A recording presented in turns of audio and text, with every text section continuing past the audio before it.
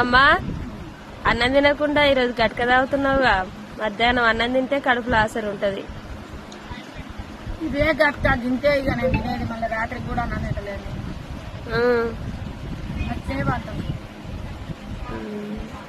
ఒక పూట తింటే ఏం కాదమ్మా అన్నము. ఏం కాదు కానీ తినబుద్ధి అవుతలేదు. మరి ఇంత పెద్ద దాంట్లో పోసుకొని తింటున్నావు? ఆడతలేదు చిన్న దాంట్లో ఆడతలేదు, చల్లగా అవుతలేదు. పక్కన ఏంటిది అది, మామిడికాయ పచ్చడా? ఆడతాయ పచ్చేసుకుంది. అందరూ అయితే అన్నం తిన్నారా ఫ్రెండ్స్? అమ్మ అయితే ఇప్పుడే గట్క తాగుతుంది. ఇది దేంతో చేసేదమ్మా?